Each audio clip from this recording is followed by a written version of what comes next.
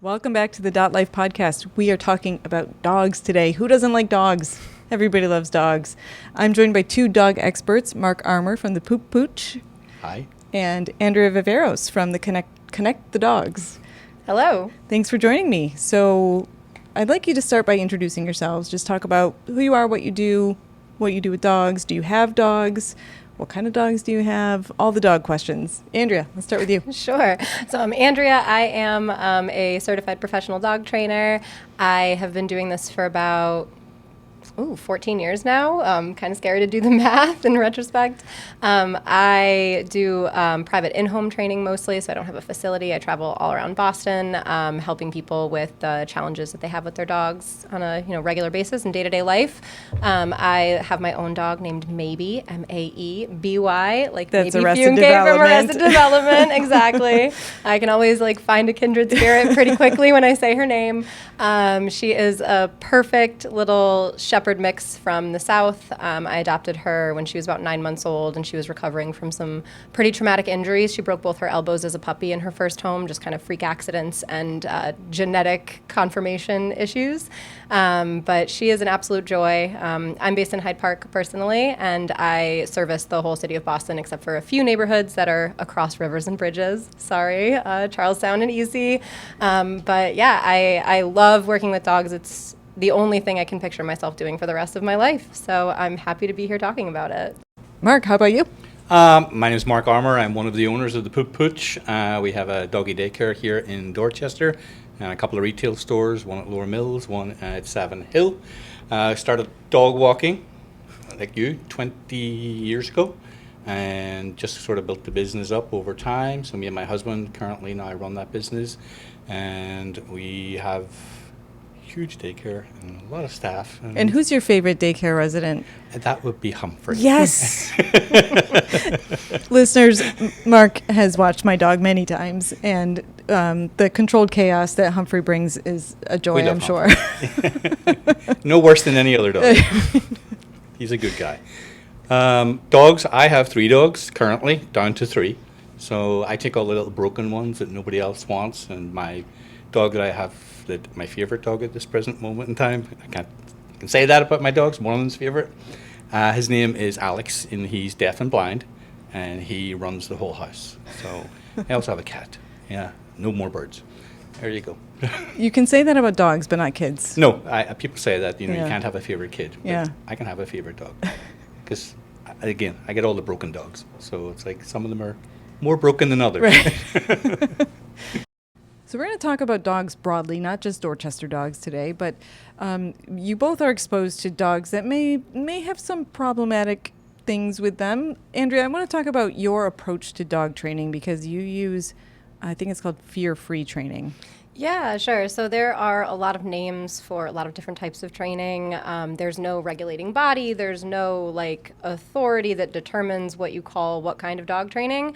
So I call myself a welfare-based trainer. So I focus my work in a way that meets the needs of my learner, both human and animal, always uses positive reinforcement-based techniques when training new skills. So I don't use any intentional force or fear or unpleasant, painful, uncomfortable things to change behavior in dogs. Such as what? So such as you'll see prong collars a lot, the metal links that go around a dog's neck. A choke chain is another common one, or a slip lead is something that continues to tighten on a dog's neck when pressure is put on it.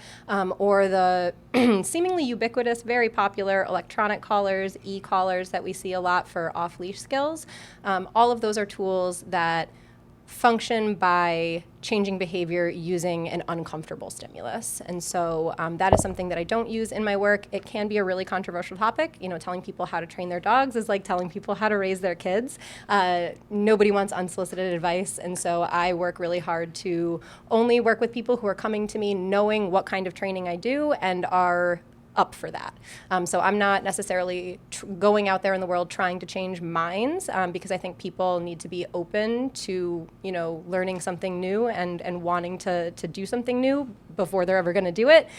So I Yeah, I focus on the welfare of my learners across the board, meeting underlying needs, teaching them the skills that they need to be successful in their environments, changing environments to change behavior, because nobody behaves in a vacuum. All of our behavior, humans, animals, it's heavily influenced by the conditions that we're existing in. So I really take a holistic approach to behavior change instead of focusing on just stopping problem behavior. A lot of my emphasis is on building the skills that we need to be successful with our dogs. Yeah, one of the things that I noticed when I first started following Jenny, who referred me to you, she really made me think differently about the way I thought about my dog. That he's a dog, right? He's not a kid. He's not a robot. He's a dog.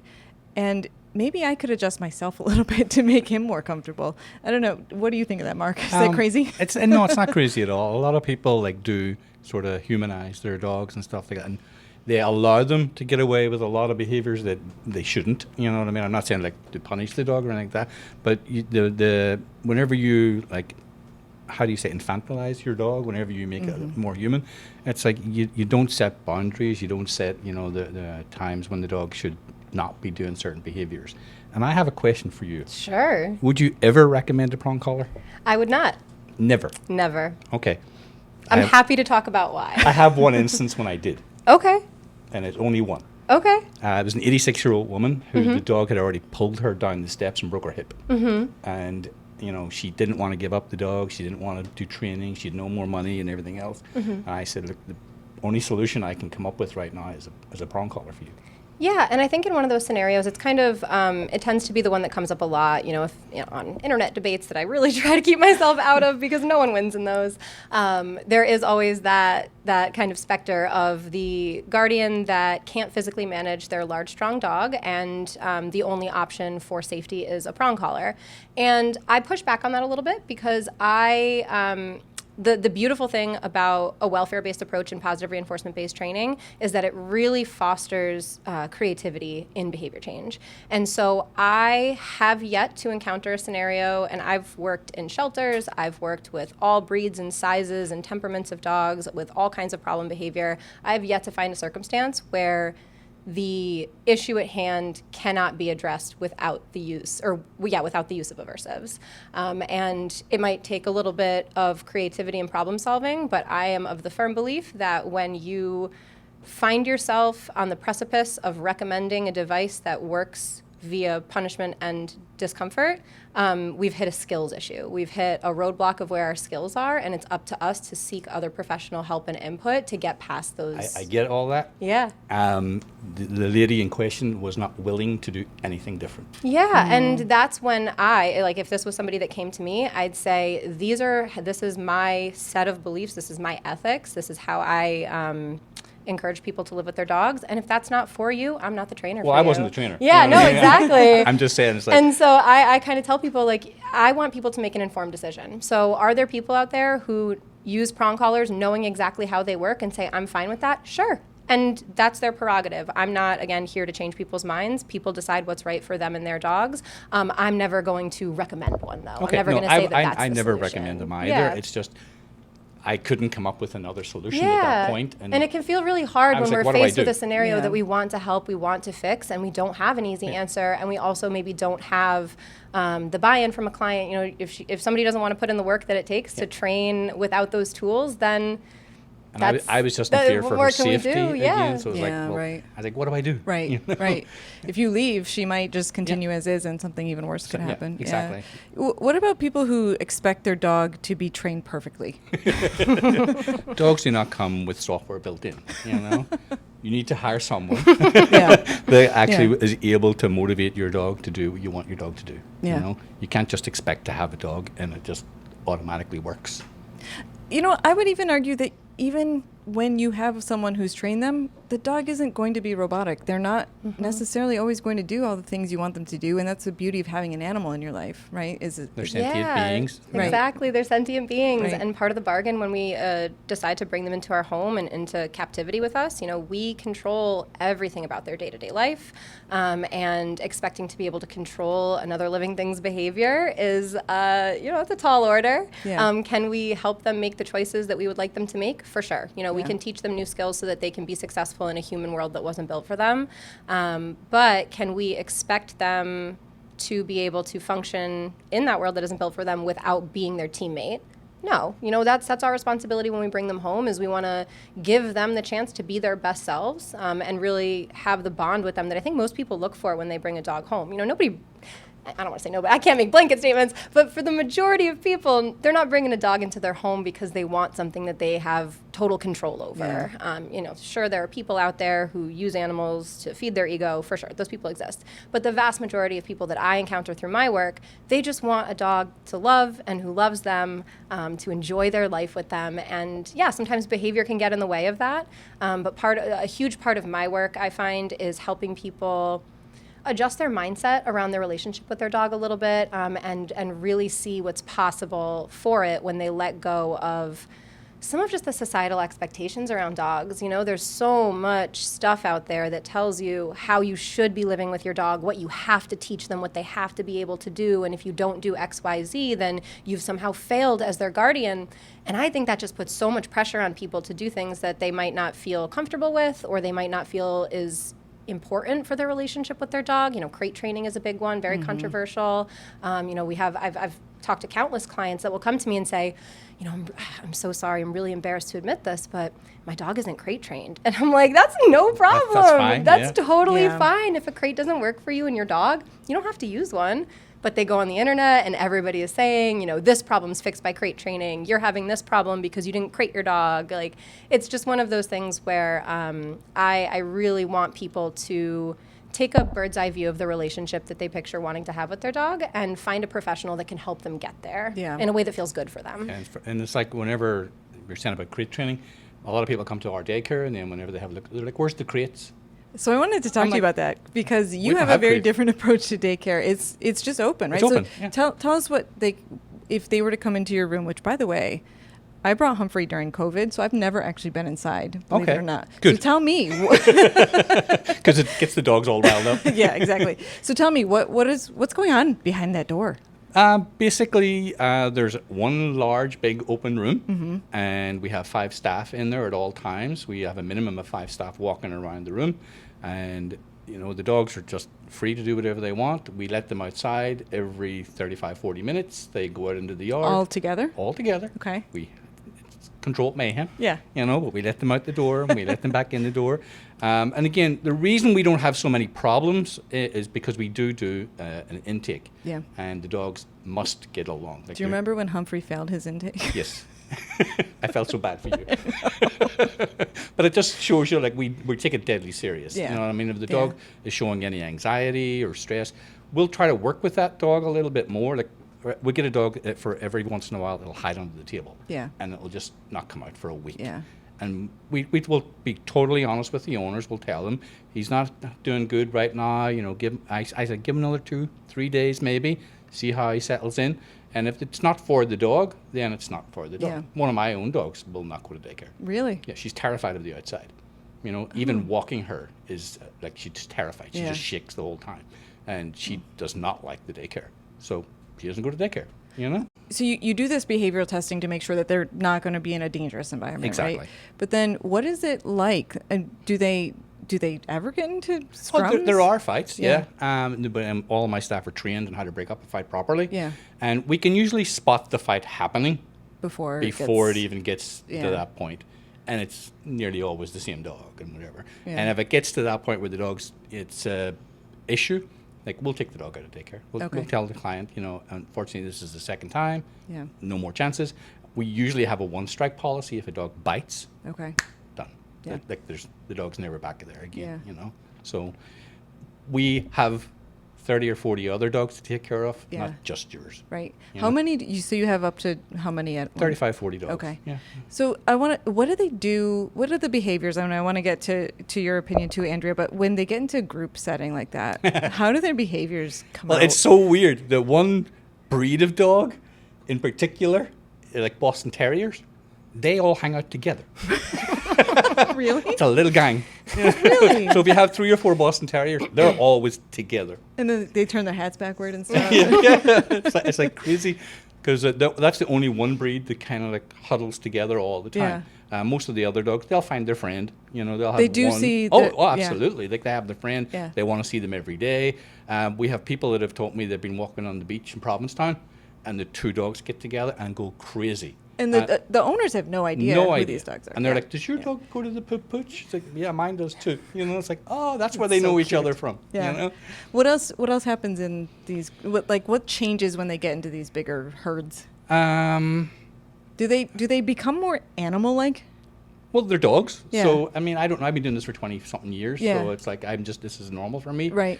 It's, you know, how would you explain it?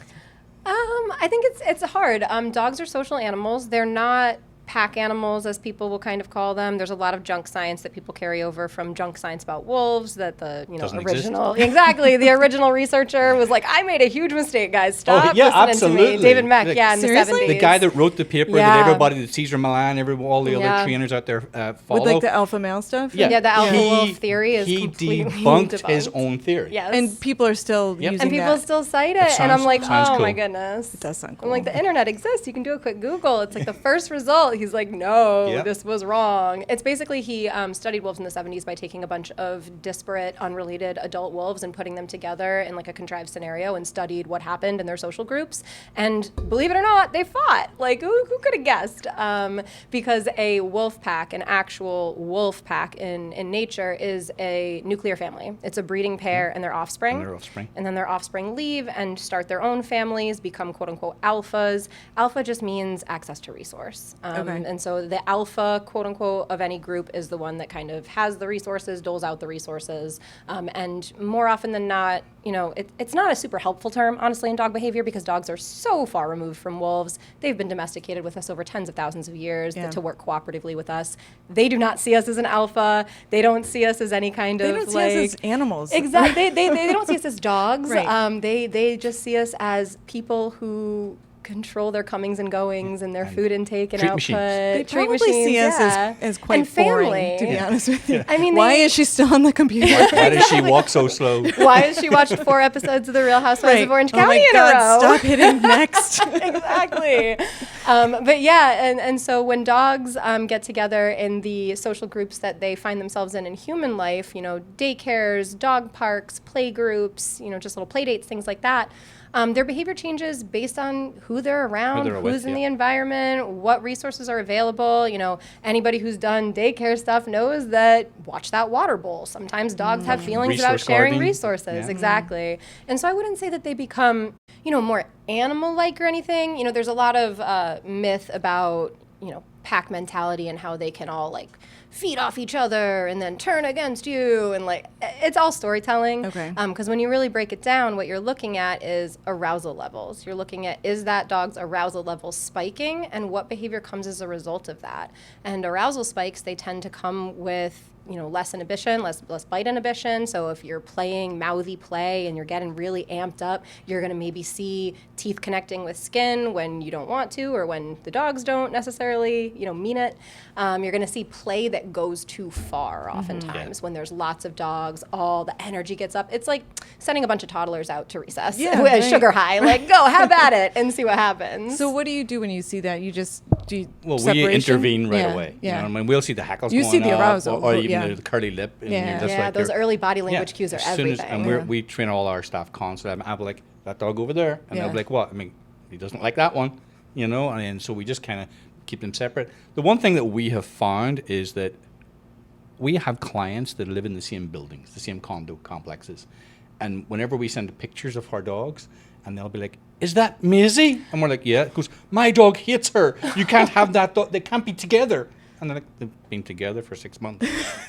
Oh, interesting. It's like they're aggressive at the complex, Yeah. not at the daycare. Why? Because of a leash thing? Is that? Protectiveness? I mean, there's you never quite know exactly what is causing a behavior. There's so many different things happening in an environment that can influence behavior, but it's such a good example of how behavior is context specific. Yeah. And so you have a dog that acts one way in one set of conditions and acts a completely different way in a completely different set of conditions. We might never know why. All we can do is look at what we're seeing and look at what are the differences between those. So like you said, maybe because it's on leash, you know, maybe some frustration to not being able to access their dog that they play off leash with at daycare all the time. Yeah. They're like, that's my friend. That's Why my can't I friend. go over there? And we might see that come out in some barking, some lunging, some scary Barriers have displays. that tendency. Like if Yeah. you could put a dog on one side of the fence to the other side of the fence, and they'd be crazy at each other. And then you take the fence away, They're fine. and they're fine.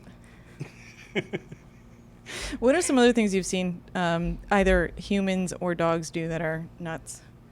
Nuts. Nuts. On Come my on, way give me here, the stories. On my way here, I saw someone walking his dog off leash down Morrissey Boulevard in rush hour traffic, and I That's was like, nuts. "That's not a choice I would make." I mean, to each his own, but yeah, not a choice I would make. No. I see people with off leash dogs in some really yeah. wild locations in the city where it feels like a bit of a flex. Like it's like Yeah. kind of their ego. On Newbury Street in Mass Ave, just this guy, you know, walks out of his condo with his off-leash dog. I'm like, the Mass Pike's right there. So that's the biggest one for such a densely populated, busy environment. The amount of off-leash dogs I see is wild. The one nuts thing that happened to one of my clients was her dog came in one day and he had no hair. He was a little Yorkshire Terrier, and he was completely bald. And I was like, "What happened to your dog?" And she goes like, "Well, he got fleas, so I dipped him in Listerine." Oh no. And I was like, That sounds like something you see on TikTok and you're like, I was oh, swipe away. Why would you do that? My neighbor told me to. I'm like, why wouldn't you just get some flea collar? Like, why would you do that? You know? I want to do a little bit of a rapid round. All right, so I'm going to just shout out things. You go as quickly or as slowly as you want. What is your go-to toy? Kong. Ooh, a holy roller. It is a rubber webbed ball that's super versatile. You can tug with it, you can fetch with it, you can put things inside of it for your dog to pull out. It's like they come in a bunch of different sizes, so you can put them together. I love the holy roller. You JW Pet Holy Roller, sponsor us. Do you guys sell them? I don't actually know. I'll have to go in and check. If you don't, you should. What That's about fine. treat? Go ahead. Ooh, for training, I love Pupford training treats. They're like the perfect texture, the perfect size. They're relatively affordable for the amount you get in a bag. For like a nice high value treat, freeze-dried tilapia chunks have been really coming in clutch for me lately. But you can't go wrong with like some string cheese or a good old hot dog. So those are also big ones in my Hot roster. dog is, yeah. Have you tried Two Dogs Treats? No. Oh, Two Dogs treats are fantastic. Okay. Yeah. All right. We sell them. Okay. And Himalayan. Yeah. Himalayan yak chews, yeah, those are great. Those are awesome. How often do you bathe your dogs? I know your answer. Never. I know. I've bathed my dog once in 4 years, and it was a backyard bath with like a bucket of water. If the dog rolls in something that you don't want it to roll in, you're obviously going to wash your dog. But other than that, never. I wash my dog every time he comes home from the poop Pooch. Well, he may stink at that point. He stinks a little bit. He's got a little bit of wetness on him Yeah. already that I don't want to know what it is. So I It's probably a lot of slobber. straight into the bathtub. Yeah. What about dog food? I want recommended dog food and then not recommended dog food. Ooh, this is a tough one. So I got my start working at the Pet Cabaret in Roslindale, another local pet store Love the that Pet Cabaret. unfortunately no longer exists. Yeah. Huge bummer. But I learned so much about nutrition there. I will say feeding is personal. I will never begrudge anybody what they feed their dog. You know, fed is best, as they say. I personally love Honest Kitchen for my dog. It's a dehydrated kind of like powder. It's a complete diet that you add water to, and it's got nice fresh vegetables and human-grade ingredients. But for kibble, I've had really good luck with From. But again, this is not a professional endorsement. This is Yeah. what I've just had good success with my own pets From and is a lot a of phenomenal customers. dog food. Really? Yes. Okay. They've been in operation for like 80 or Long 90 time, years, yeah. and they only have ever had one recall on their dog products, which is highly unusual for dog food companies. And that was because they put a little bit too much vitamin D in one of their wet foods, Okay. so they pulled everything. They're very conscientious. Wow. And they've never had a recall when they're kibble and whatever, and their kibble is very affordable, Mm-hmm. and we sell it. Okay. And Lots of different flavors, lots of different You proteins. can change the but it's one myth that people don't understand is you should change your dog's food every time you buy a new bag. The type or the flavor? The flavor. Yeah, Like, agreed. You stick with the brand, Yeah. and then you just change flavor to flavor to flavor. You go from turkey to pork. Because to why whatever. would they want to eat the same thing all the time? Yeah, but if you listen to people in the professional world, On Reddit? they'll They'll tell say you your dog's stomach will get upset if Yeah, you switch switch it. it. And I'm like, well, Oh, that poor dog. You know what my dogs eat? What? Whatever's about to expire. They I get do a a lot massive of variety. I do a lot of human food sharing with my dog. I think that that's a big misconception is that dogs should only eat dog food, and I'm like, who made up dog food? Like kibble didn't exist until like less than 100 years ago. Right. So if your dog wants what you have on your plate and it makes you happy to share it, like Yeah, give them give it to some. Especially fresh vegetables and fruits and all kinds of things can be really great to add onto a kibble diet as well to keep them interested in it and just to give them a bit of variety. Like who wants to eat So the you're same thing every for day? like wet yeah. food companion with Oh, dry food? Yeah. absolutely, absolutely. I'm always like whatever works for your dog. Yeah. Because all dogs are different. I had one dog that had pancreatitis 3 times, Oh. and he just couldn't have any kind of like chicken products or whatever else. And we had to go on a full fish diet with him, and he lived for like 14 years. Wow. But you know, when he was younger, he had multiple bouts of pancreatitis, and we figured out it was from meat, from like chicken and stuff like that. So he had to be a chicken-free diet. Humphrey would revolt if I gave him vegetables. I know my dog is not a vegetable fan. She's very skeptical that it's edible. Yeah, definitely. Much like my husband, but that's a conversation for another episode. Like father, like daughter. I want to talk a little bit about Dorchester specifically. That's a good Dorchester reaction. I have never lived anywhere with a dog that seems so dog unfriendly. Boston in general is dog unfriendly. Yes. People advertise it at times. They go, "Oh, the most friendly city." It's like where? No. Where? Where? Yeah. You know, it's not because You can't take dogs anywhere. You go Colorado, you go somewhere else. Dogs I everywhere. was in Chattanooga in a basement bar, and there were dogs everywhere. Yeah. And I was like, "What? What is this? This is wild. It's Yeah. lovely." Yeah, not only can you not like take them many places, but there aren't any like designated dog places to go. There's very few dog parks in the city compared Yeah. to just like neighboring, Brookline has Yeah. the Green Dog program. Quincy has a beautiful dog park. Luckily, it's like pretty accessible from here. But what, we have like Peters Park Yeah. and I love Carlton, I There's think. one down in Carson Charlton? Beach. Yeah. But Carson again, you're not Beach. allowed your dog on the beach. Yeah. You know? right. I love Stotter's Neck, but it's far. It's really far. Yeah. It's great though. Yeah, not a dog-friendly city. So, what do we do to change that? Well, we have a few dog parks open. I used to have my own dog park. That's how I started. I had my own private dog You park. have a sordid history. I won't tell you the law-breaking side of it. Yeah, there are a few dog parks popping up now, but again, the city council has never been dog friendly. Yeah. You know, even Matt Malloy, the Dorchester Brewery. Yeah. Mayor Wu has done a little bit better by him because beforehand, every time he had to have an event, we used to sponsor a lot of events there. We would have, dog events, and we would do like fundraisers and stuff like that. Yeah. Maybe once a month.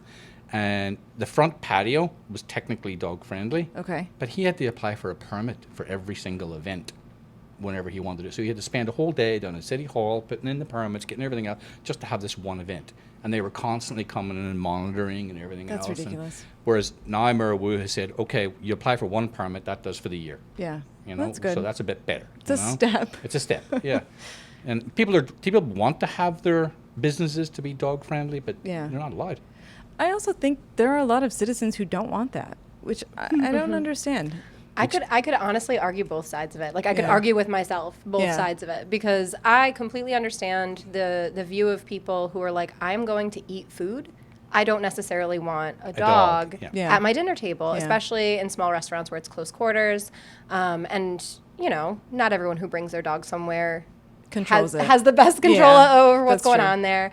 But I do think it's really important to give people options, have more dog friendly places so that the people who don't want to be around dogs can go to the non-dog friendly Right. places. Yeah. And I would say if you're outside, if you have a patio, you should Yeah. be able to bring your dog. Right. Yeah, for sure. Right.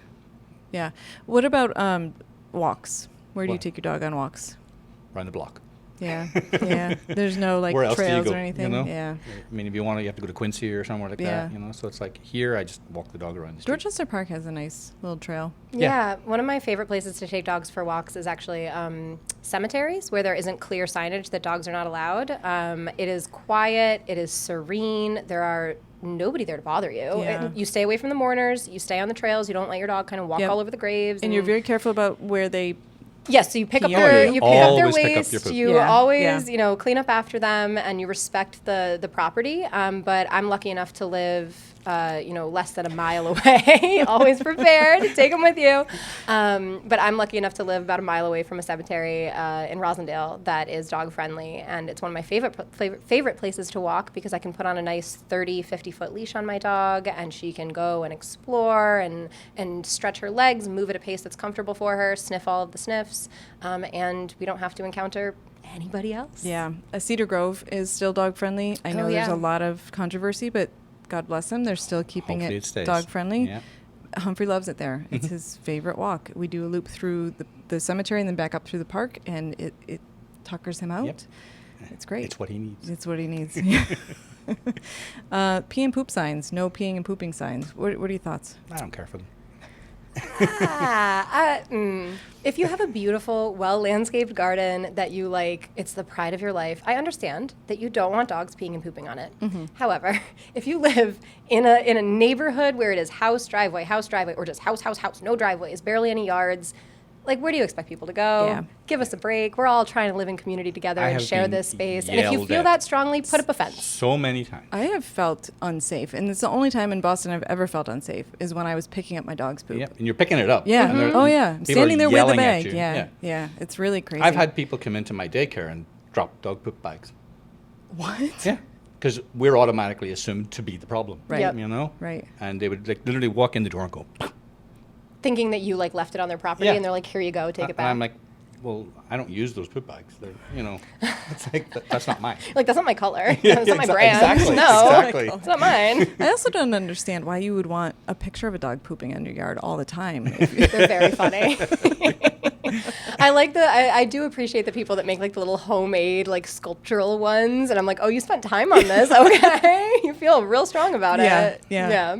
Well, we had to talk about poop because this is a dog. Always. Yes, pick up your poop, everybody. Pick up your please. poop. It's bad for the Definitely pick up your environment. poop. Who wants to walk around in Right. a poop-covered world? That's disgusting. I do get angry when I encounter dog poop in the wild. Me It's too. ridiculous. Really? And I do bad. pick it up. You know, Do and you? yes, and I tell all my staff as well, if you encounter it, pick it up because you're getting blamed for it anyway. Oh, that stinks. you know? Literally. Yeah. So it's like, just pick it up. Yeah. Yeah. Ugh. I adopted the mindset at my neighborhood park. I can either look at it every day and be mad, or I can just pick it up this one time and not stand look in at it. Yeah, or walk through it. My dog Yeah. is non-discriminant about staying on the path at our local park, not at the cemetery. She stays on the path there. Yes. But at our park, she goes everywhere, and one day I'm going to follow her right into a pile, Yeah. and I'd rather not.